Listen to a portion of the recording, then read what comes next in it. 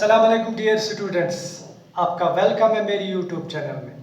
बेटा आज हम नीट फिज़िक्स 2020 को आगे बढ़ाते हैं और अपना ये जो वीडियो है इसको क्वेश्चन नंबर 9 से शुरू करते हैं।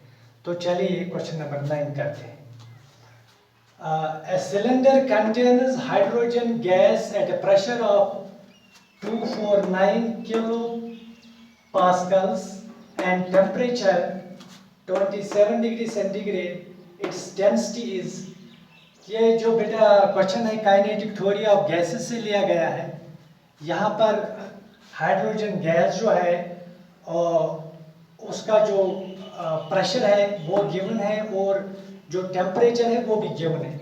इसके अलावा हमारे पास जो गैस कांस्टेंट होता है और उसकी वैल्यू भी हमें दी गई है। बहुत ही अच्छा क्वेश्चन है, कंसेप्चुअल क्वेश्चन है, तो इसको आप अच्छी तरह से समझने की कोशिश करें। तो बेटा जो हाइड्रोजन गैस जो है इसका जो प्रेशर दिया गया है, pressure that is 249 kilo pascals. पहले मैं लिखूँ यहाँ P is equal to 249 kilo pascals. तो हम इसको SI यूनिट्स में कन्वर्ट करते हैं, that is 249 into 10 to the power 3 pascals. Okay, अब टेम्परेचर की बात करते हैं। टेम्परेचर भी हमें दिया गया है। टेम्परेचर बेटा जो है वो है 27 डिग्री सेल्सियस। इसको भी हम SI यूनिट्स में कन्वर्ट करते हैं, तो इसको ऐड करना पड़ेगा हमें 273, तो ये बन जाएगा 300 केल्विन। ओके, आगे हम यहाँ गैस आइडियल गैस इक्वेशन जो है उसका यूज करेंगे। दैट गैस इक्वेशन इज बेटा PV is equal to nRT।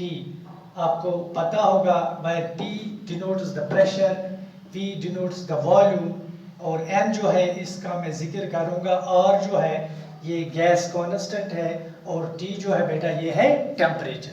आराम से देखिए, मैं एक एक बात इसमें आपको समझा दूंगा।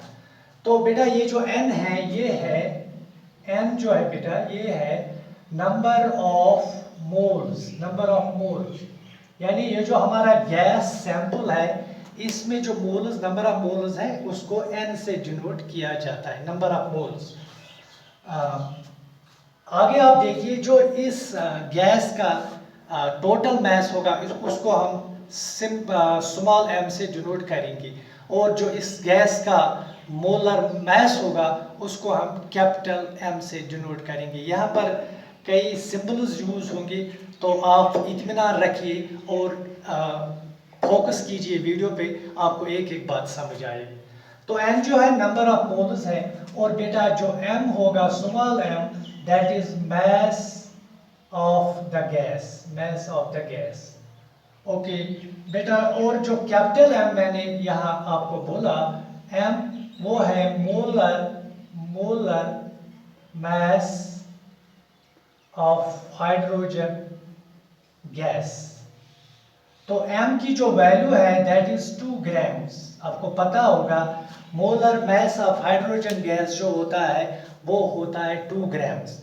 अगर हम हाइड्रोजन एटम्स की बात करें, क्योंकि आपको पता है केमिस्ट्री तो आपको मुझसे ज़्यादा पता होगा, हाइड्रोजन गैस जो है बेटा ये हाइड्रोजन मॉलिक्यूल से बनता है और अगर हम गैस को छोड़ें तो सिंपली हाइड्रोजन एटम्स की बात करें तो हाइड्रोजन का जो मोलर मैस होता है वो होता है 1 ग्राम और जो हाइड्रोजन गैस होता है या कोई भी जो हाइड्रोजन मॉलिक्यूल से बना होता है उसका जो मोलर मैस होता है वो होता है 2 ग्राम। तो ये आपको याद रखना होगा।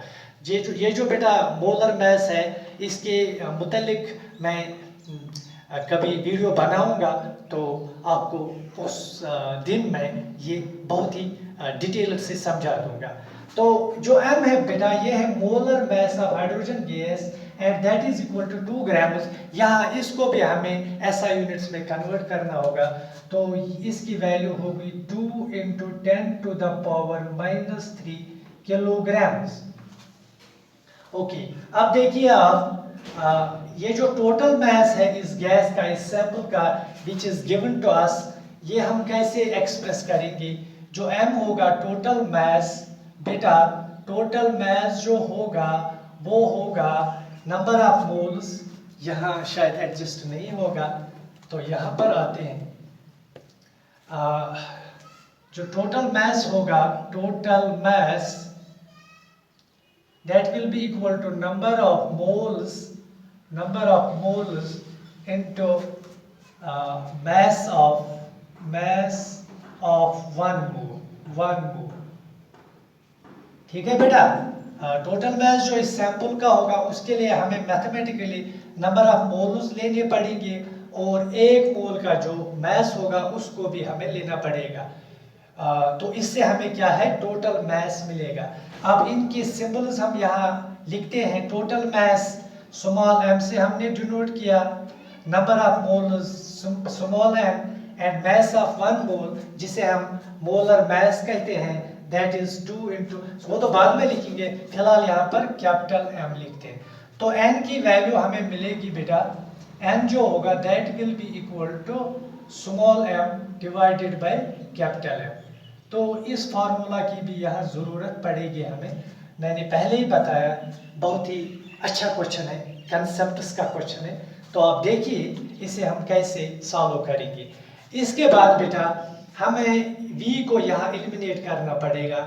v जो है बेटा ये है वॉल्यूम, और हमें पता है डेंसिटी जो होती है, डेंसिटी होती है मास डिवाइडेड बाय वॉल्यूम। तो यहाँ डेंसिटी को रो से रिप्रेजेंट करेंगे, मास तो हमें पता है स्मॉल m है एंड वॉल्यूम इज v। तो बेटा v को यहाँ शिफ्ट करेंगे, रो को डिनोमिनेटर में शिफ्ट करेंगे, so we get v is equal to m divided by rho. तो ये जो दूसरा फॉर्मूला है इसकी भी हमें ज़रूरत पड़ेगी, volume is equal to mass divided by density. तो हमें जो फाइनली निकालनी है, हमें डेंसिटी निकालनी है इस सैंपल की, इस हाइड्रोजन गैस की। तो चलिए एक बार फिर PV इक्वल टू nRT, अब इसमें इन वैल्यूज को सबस्टिट्यूट करते हैं। So let's continue. PV is equal to nRT। तो P को लिखते हैं, वॉल्यूम के बदले हम लिखेंगे m divided by density, mass divided by density, mass divided by density. n के बदले हम लिखेंगे m divided by capital M divided by capital M into R into T। तो बेटा यहाँ हम रेसिप्रोकल करते हैं बोथ साइड्स में। यहाँ PM बाय रो है तो ये बन जाएगा rho divided by P, sorry M को कैंसिल करते हैं, यहाँ M जो है स्मॉल m कैंसिल हो जाएगा, स्मॉल m तो कैंसिल होगा। तो अगर रेसिप्रोकल हम लेते हैं तो this will be rho divided by P is equal to m divided by RT। यहाँ RT न्यूमरेटर में है, डिनोमिनेटर में आएगा, और m डिनोमिनेटर में है, ये न्यूमरेटर में आएगा। हमें रो की वैल्यू निकालनी है, उसके लिए हम P को राइट साइड में शिफ्ट करते हैं।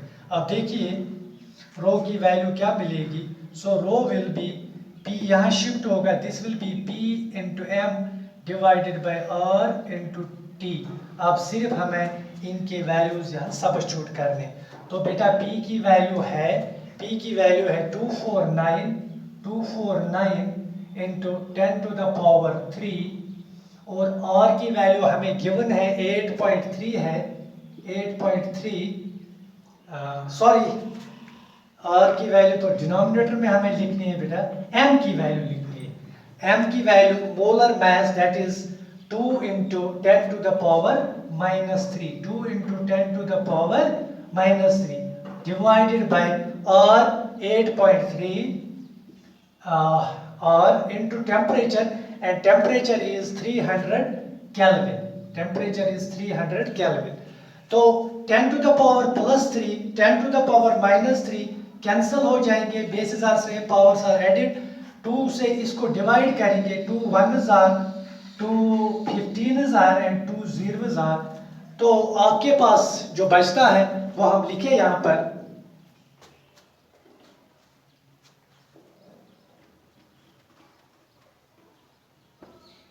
फाइनली आपके पास जो बचता है यहाँ रो इज इक्वल टू डेंसिटी जिसे हमें फाइंड आउट करना है, 249 डिनोमिनेटर में 8.3 इंटू 150। आप इसे सिंप्लीफाई कीजिए तो आपका जो आंसर है वो आएगा 0.2 किलोग्राम पर मीटर क्यूब। बहुत ही आसान है इसको सिंप्लीफाई करना, मैं यहाँ करता लेकिन टाइम चला जाएगा उसमें। तो आपको 249 को डिवाइड करना है 8.3 इंटू 150 से, हमारा जो आंसर आएगा वो आएगा 0.2 किलोग्राम पर मीटर क्यूब। चलिए बेटा क्वेश्चन नंबर 11 करते हैं। A ball is thrown vertically downwards with a velocity of 20 meters per second from the top of a tower. It hits the ground after some time with a velocity of 80 meters per second. The height of the tower is take g is equal to 10 meter per second square. बेटा इस question में एक ball को throw किया जा रहा है from a tower which is at a certain height from the ground. तो हमें उस टावर की हाइट फाइंड करनी होगी और जी की वैल्यू जो है वो हमें 10 मीटर पर सेकंड स्क्वायर लेनी होगी। इनिशियल वेलोसिटी जो इस बॉल की है वो है 20 मीटर पर सेकंड, और जो जब ये ग्राउंड को टच करती है फाइनल वेलोसिटी उसकी उस वक्त होती है 80 मीटर पर सेकंड। तो एक बार फिर समझिए आप, a ball is thrown vertically downwards with a velocity of 20 meter per second from the top of a tower। बहुत ही आसान क्वेश्चन है। It hits the ground after some time with a velocity of 80 meters per second. The height of the tower is, हमें tower की height को find करना है। तो आप देखिए ये for example this is the tower and this is the height, this is the ground. बेटा ये टावर है, तो बॉल को यहाँ से डाउनवर्ड्स थ्रो किया जा रहा है। इसकी जो इनिशियल वेलोसिटी है दैट इज 20, और जब ये ग्राउंड को टच करती है इसकी वेलोसिटी होती है 80। तो हमें इस टावर की हाइट फाइंड करनी है। तो बेटा यहाँ इनिशियल वेलोसिटी जो है u is equal to 20 metre पर सेकंड, फाइनल वेलोसिटी जो है वो है 80 मीटर पर सेकंड। यहाँ equation of motion v square minus u square is equal to 2as का यूज़ करेंगे, जिससे हम हाइट को फाइंड करेंगे। तो जो हमारी एक्सेलरेशन होगी यहाँ पर वो होगी एक्सेलरेशन ड्यू टू ग्रेविटी, और जो हम यूजुअली s डिस्टेंस लेते हैं उसको हम यहाँ h से रिप्लेस करेंगे। तो यहाँ जो डिस्टेंस होगी उसे हम इस केस में हाइट कहते हैं। तो चलिए v square minus U square equal to 2as, इसे हम a को हम g से रिप्लेस करेंगे और s को हम h से रिप्लेस करेंगे। और बेटा यहाँ मैं v square minus U square इसको a square minus b square consider करूँगा, और हमारा जो formula a square minus b square which is equal to a minus b and a plus b, a minus b into a plus b, उसका use करेंगे। तो उससे हमें calculation जो है वो बहुत ही कम करनी पड़ेगी। तो v square minus U square जो है v minus you v plus you, and this is 2a के बदले g एंड s के बदले हम h लिखेंगे।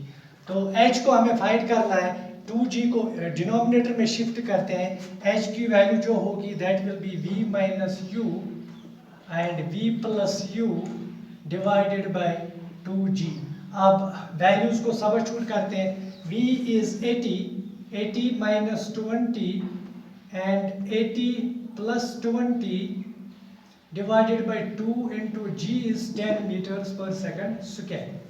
तो यहाँ 80 minus 20 that is 60, 80 plus 20 that is 100 divided by 20। तो 0 को 0 से कैंसिल करते हैं, 2 1s are 2 3s are 3 into 100 is 300 metres. तो बेटा जो हाइट होगी टावर की वो होगी 300 मीटर्स।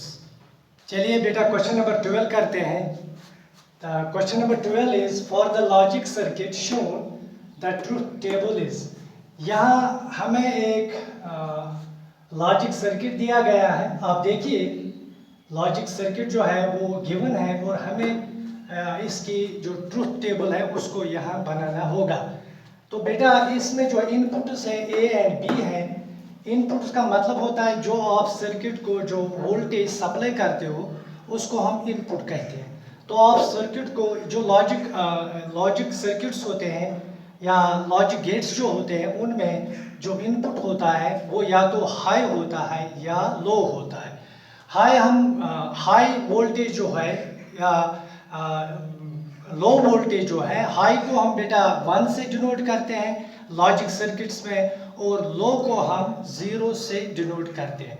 तो बेटा 0 का मतलब होता है, अगर हम 0 लिखें तो 0 का मतलब होता है लो या आप इसको ऑफ भी कह सकते हो, और 1 का मतलब होता है हाई, आप इसको हाई या ऑन भी कह सकते हो। तो यहाँ हम ज़्यादा डिस्कस नहीं करेंगे क्योंकि हमें लॉजिक गेट्स तो नहीं पढ़ने हैं, अलबत्ता जितना हो सकेगा मैं आपको इन्फॉर्मेशन दूंगा। तो अगर आप पे डिपेंड करता है कि आप सर्किट को क्या फीड कर रहे हो। आप वो हाई वोल्टेज भी दे सकते हो और आप लो वोल्टेज भी दे सकते हो। तो दीज आर इनपुट्स एंड बेटा इनपुट्स पे सर्किट जो है वो एक्शन करता है। अगर ये डिपेंड करता है कि कौन सा गेट यहाँ पर यूज किया गया है तो एक्शन भी उसी के अकॉर्डिंग होगी। तो यहाँ पर ये जो गेट है बेटा इसको हम नॉट गेट कहते हैं। नॉट गेट जो होता है उसका सिंबल मैं आपको दिखाऊं। नॉट गेट का सिंबल होता है ये नॉट गेट, उसका सिंबल होता है बेटा ट्रायंगल और यहाँ पर छोटा सा सर्कल, तो इसे हम बेटा नॉट गेट कहते हैं। और ये जो गेट यहाँ पर दिया गया है इसे हम और गेट कहते हैं। और गेट का सिंबल होता है, और गेट का जो सिंबल होता है वो कुछ इस तरह से होता है बेटा। और गेट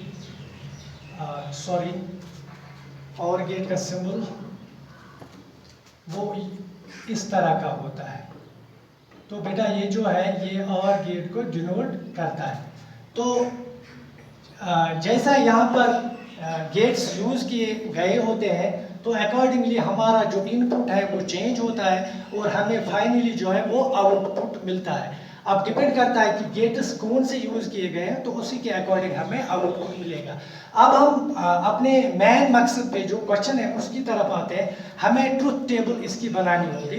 तो पहले जो इनपुट्स हैं उनका पहले जो होता है पहला ऑपरेशन, जो पहली एक्शन होती है उन पे वो नॉट गेट की होती है।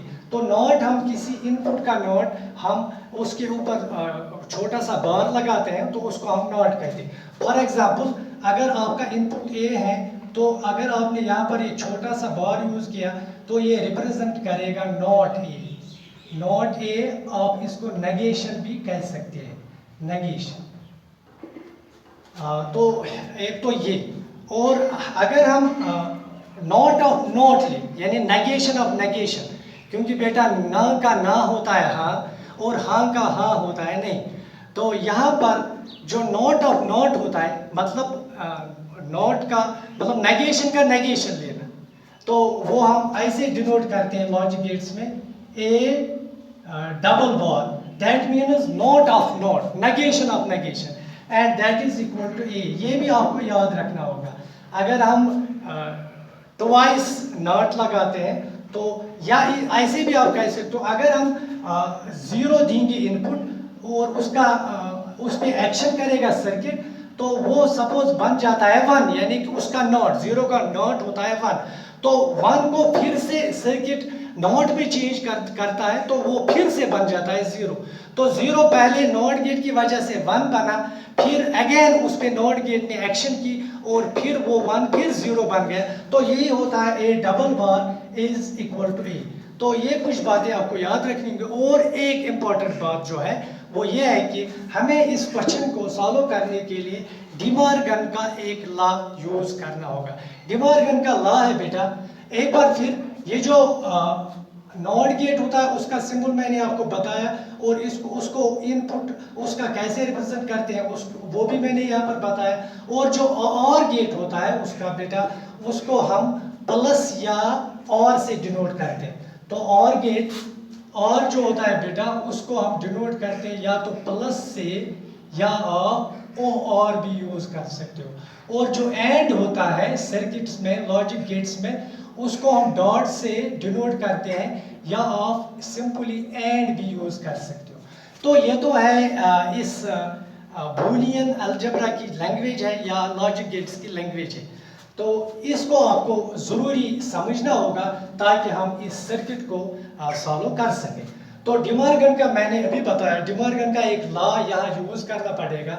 डिमॉर्गन का जो लॉ है वो है, अगर आपके पास दो इनपुट्स है ए और आप इनका और लेते हो प्लस बी, फिर आप होल इनका नेगेशन लेते हो। आप समझिए, एक इनपुट है ए, दूसरा इनपुट है बी, हमने ऑपरेशन किया और का, यानी इन दो को हमने किस सर्किट में किस सर्किट को दिया जिस पे इस सर्किट ने जो गेट लगा हुआ था ए और बी के दरमियान वो था और गेट का। तो आप इसको ऐसे भी समझ सकते हो, हमने इनपुट दिया ए और बी, तो जो आगे गेट था जिसने इन पे एक्शन किया वो था और गेट। तो ये ए, ये बी और ये और गेट। तो यही सिचुएशन है यहाँ पर, a plus B, that means a और b का और इसका होल नेगेशन। तो डिमॉर्गन्स लॉ जो है वो इसका हमें आंसर देता है। अकॉर्डिंग टू डिमॉर्गन ये जो होता है ये होता है a नेगेशन a नॉट, और ये जो प्लस है यानी जिसे हम और कहते हैं ये एंड गेट में चेंज होता है और ये बन जाता है बी नॉट। तो ये लॉ यहाँ डिमॉर्गन ने दो लॉ दिए, एक लॉ उनमें ये है, तो ये इस सर्किट को सॉल्व करने में हमारी मदद करेगा। आप यूं कह सकते हैं कि इसी से हम इस सर्किट को सॉल्व कर सकते हैं। तो एक बार फिर a plus B whole not या a और b होल negation is equal to negation of a and negation of b। तो अकॉर्डिंग टू दिस फार्मूला अब हम अपने मेन सर्किट पे आते हैं। तो देखिए बेटा, इत्मीनान रखिए, बहुत ही आसान क्वेश्चन है, खेलते खेलते हम इसको करेंगे। पहले हम यहाँ आपको एक और फिगर देंगे जिससे हम इस सर्किट को थोड़ा सिंप्लीफाई करेंगे। तो ये रहा पहला इनपुट, ये रहा नॉट जो इस पे एक्शन कर रहा है, तो यहाँ छोटा सा सर्कल होता है, तो यहाँ ए है इनपुट। तो इस सर्किट, इस लॉजिक गेट की हेल्प से हमें मिलेगा ए नॉट, पहली बात। तो दूसरा इनपुट बी और ये नॉट, तो यहाँ जो हमें आउटपुट मिलेगा वो मिलेगा बी नॉट।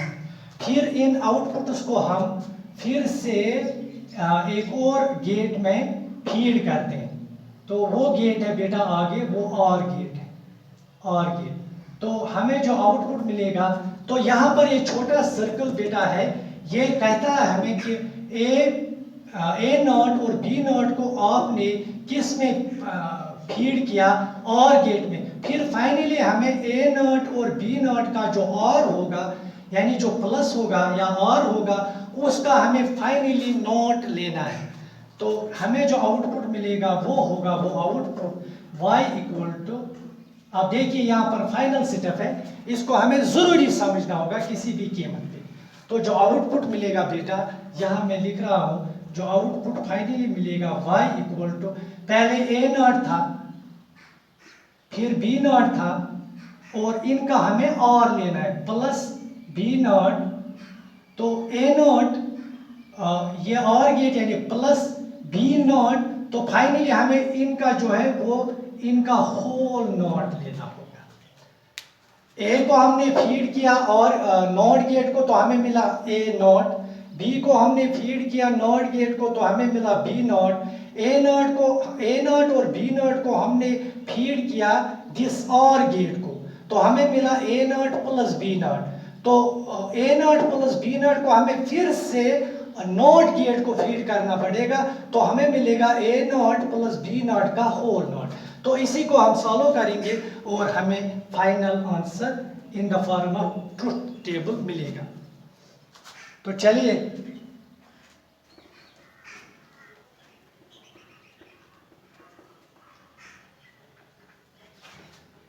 बेटा, अब हमारा जो आउटपुट है that is y equal to A not plus B not whole not. यहाँ हम डिमॉर्गन का लॉ है यूज करेंगे।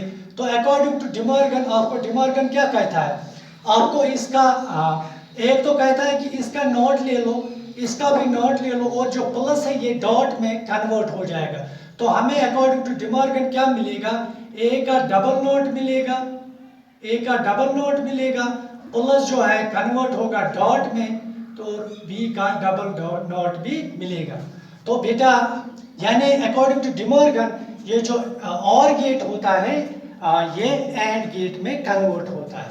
तो A double not is equal to A dot B double not is equal to B.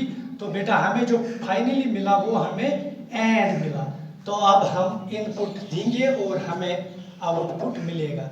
तो हमारा जो ये गेट है ये फाइनली एंड गेट की शक्ल में आता है।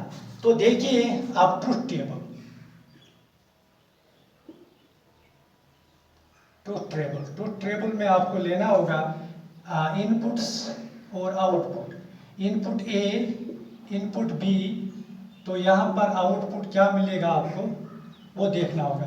पहले हम 0 0 देंगे तो 0 मिलेगा क्योंकि इसके लिए हमें एंड गेट पता होना चाहिए। एंड गेट में अगर इनपुट लो होता है, दोनों इनपुट लो होते हैं तो जो आउटपुट होता है वो भी लो होता है। अगर दो में से एक इनपुट लो होता है और एक हाई होता है तो भी जो आउटपुट है वो लो मिलता है। आउटपुट हमें एक सूरत में हाई मिलता है एंड गेट में, जब दोनों इनपुट्स हाई हो।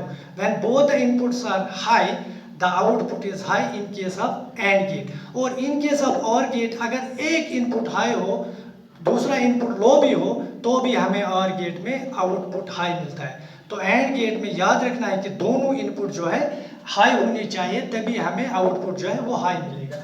तो यहाँ A 0 यानी लो, B 0 तो आउटपुट लो। अगर A 0 होगा B 1 होगा तो आउटपुट लो होगा। अगर A 1 होगा B 0 होगा तो भी आउटपुट लो होगा। अगर A 1 होगा B 1 होगा तो आउटपुट क्या हाई होगा। सो बेटा this is the truth table and this was your question. तो बेटा उम्मीद है कि आपने इन कुछ क्वेश्चंस को अच्छी तरह समझा होगा। तो मिलते हैं नीट 2020 के नेक्स्ट पार्ट में। All the best.